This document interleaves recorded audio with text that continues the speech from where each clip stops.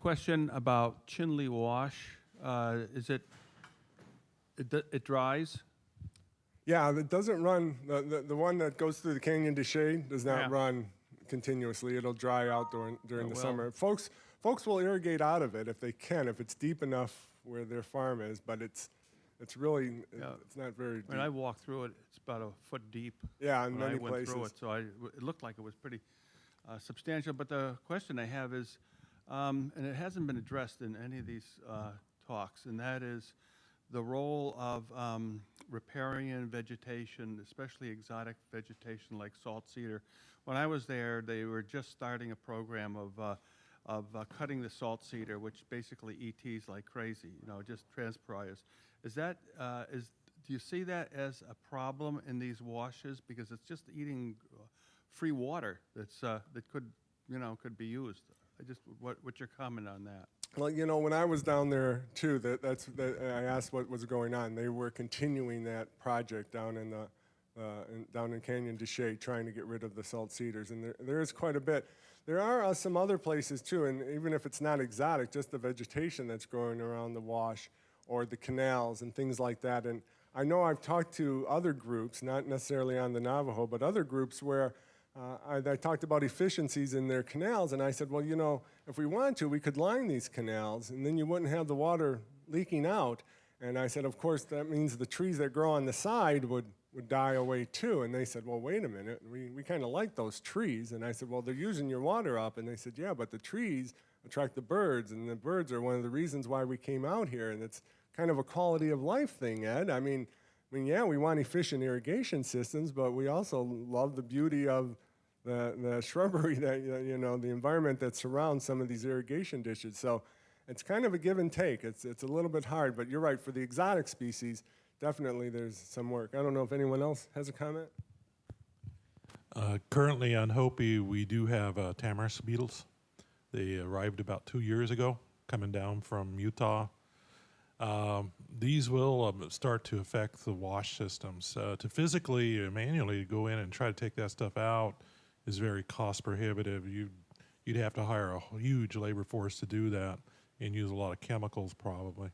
And some of those are kind of sensitive areas. And for Hopi, it's also some wildlife issues with that. The willow flycatcher, an endangered species, has started using that as nesting sites. So there's a lot of things going on, but you're about to see, I think, a big change in the Southwest from the tamarask beetle.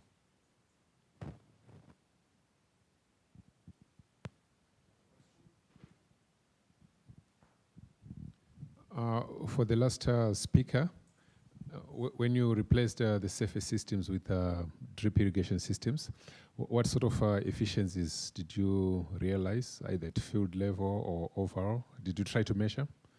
Yeah, we did, and boy, I don't know if I can quote exact numbers, but we were looking at anywhere between 6 and 12 inches of water that we saved over the same area. So it was quite a big difference, and still getting the same amount of yield. We really didn't get a change of yield, so drip didn't give us more corn or give us more gourds, anything like that. We didn't get more of it. We just used less water to produce about the same. So that's really where we were getting the increase in. But as far as an exact number, I got a thesis that I could get you some copies of some numbers too. But there definitely was a savings there. The challenge there, of course, is still water quality, because drip irrigation does require a certain amount of water quality. So these gravity systems, we were using some pretty poor water, so the drip system itself did not last too long, probably maybe 2 seasons, and then the clogging became too much, and you'd have to replace the drip system. But for a kitchen garden, it's not too bad, and the cost is not too prohibitive. So there's another question in the back, and while you take a microphone to the gentleman at the back, I'd like to just make a plug that you would, oh, sorry, you have another question? No, go ahead. That's true. Just before you ask it, can I just quickly, these pink forms are useful to us because they help us know what your big take-home message was from this. So I'm just going to, you might have a yellow one, the yellow and the pink ones are the same. If you would be willing to just take a minute while we're listening to the last two or three questions here, jot down your take-home messages from this. that you would like to see brought to a wider public audience when we do proceedings for this. So I'll pass one around on each side here. So Sorry, go ahead. my question is actually different than the one that I was interested in asking before. And since we're talking about drip irrigation right now, I'd like to ask another question. You just mentioned that one system lasts only 2 seasons, and I'm wondering if you could talk a little bit more about the sustainability of these systems in these in this socioeconomic setting, because I don't really understand at this point what kind of funding and technical capacity the communities have once the initial installation projects and then the short-term monitoring ends.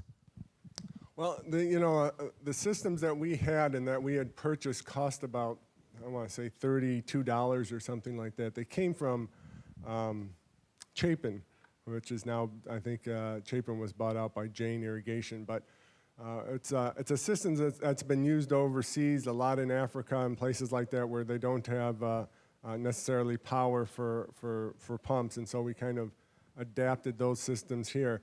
The system itself works fairly well, and it works, the drip tape, like I said, lasts a couple of seasons. If you bury it, if you're trying to do something like that, it could even last longer. Up there, there's a little bit of a challenge because of a freeze, so you have to be concerned. But for the most part, we just kind of wrapped it up and put it in the barn, and the biggest trouble we had is, I guess, the one time we left it at the bottom of the barn and the mice got in and chewed on it. So if we hung it the next year to make sure, but it lasts pretty good. The drip tape itself is not too expensive. It's usually the PVC parts and what have you, and those last a good long time. So it's fairly sustainable, I think. It's something to certainly take a look at and worthwhile pursuing. And then,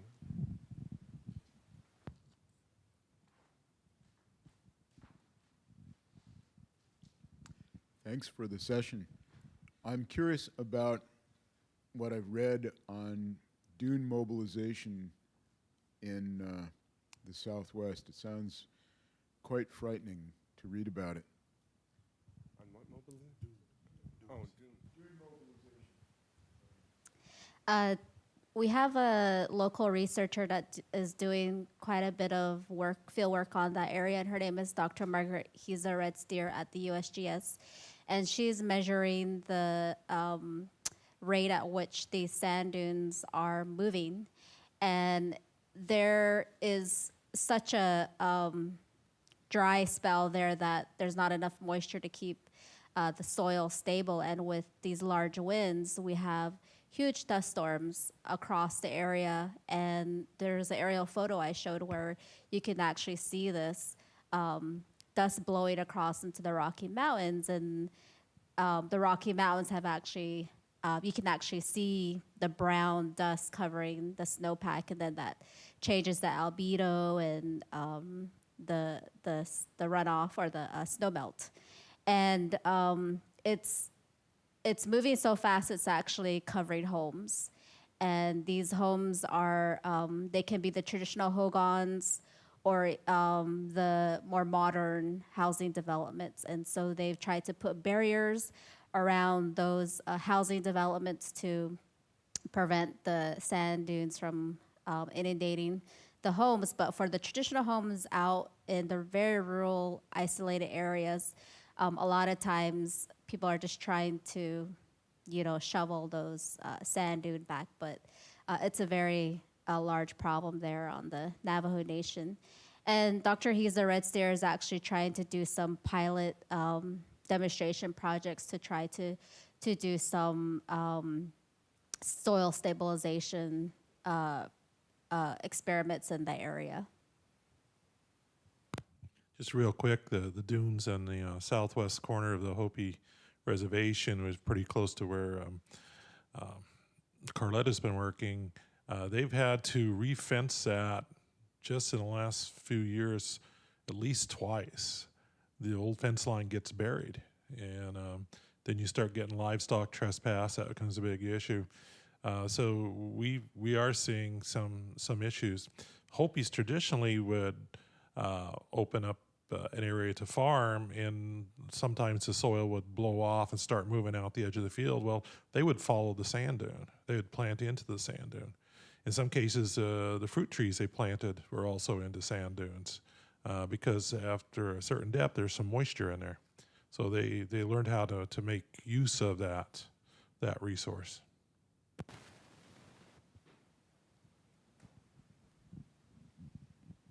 Similar to that, I wanted to ask about other water harvesting approaches. You mentioned a couple, Matt, that as far as terraces and stuff and enhanced infiltration. Are those, do you see a future for those? Are they still being used? And what is the potential for those type of water harvesting? They're still being used. I actually, the shot I showed of those trincheras and the second shot I showed where you could still see the existence of those. I was showing it to the photo to a member of that village. He said, well, I should go down there and farm. So it's basically, sometimes it's rediscovering what you already have had. Again, part of the thing is a lot of the men are working in an 8 to 5 thing, so are the women. So, you know, when I came out to Hopi 22 years ago, one of the guys jokingly said to me, it was half jokingly, we farm at Safeway. And there are some young people who are really trying to get back to traditional farming. So they recently did a workshop where they went down and put in some erosion control projects. I think there's more interest in that. There seems to be more interest in traditional foods, also in edible plants that grow out on the reservation. We did a cookbook back in 2008, and part of that was on native edible plants. So they're trying to get the young people more in tune with what the elders already knew and sort of rediscover or reestablish some of their traditional practices. I think there's opportunities for water harvesting. I know when I was growing up, my grandmother would put buckets around her home to capture the rain. And that was all for either drinking or bathing or even melting snow. But today, and the cornfields are usually large and away from the home in certain areas. So there's no like connection between like possibly harvesting water off your homes into like large cornfields. So there might be some potential to do that if there was like home gardens rather than the larger cornfields. The plenary session starts in about 7 minutes, so I think there's time for one last question in the back row there. And then after that, or maybe while I bring the mic to you, would you say a quick word about this? I think I'm allowed.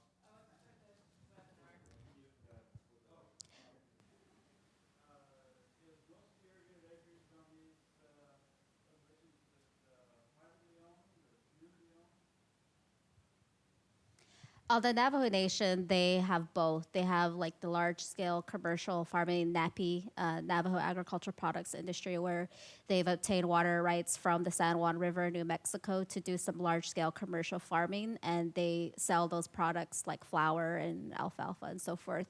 But traditionally, the Navajo have larger-scale cornfields for that's privately owned, and again, passed through families. No, that's fine. So I want to bring everybody's attention to the slide up here. This was the special issue I mentioned earlier that was published in October, and there was over 50 tribal authors looking at various issues about climate change and impacts on tribal natural resources. And the paper that I was part of was focusing on water resources. So I encourage you to look at the special issue if you're interested more in this tribal and indigenous perspectives on water. So please join me in thanking our 3 speakers today one more time for coming all the way from Arizona and sharing their expertise. Thank you.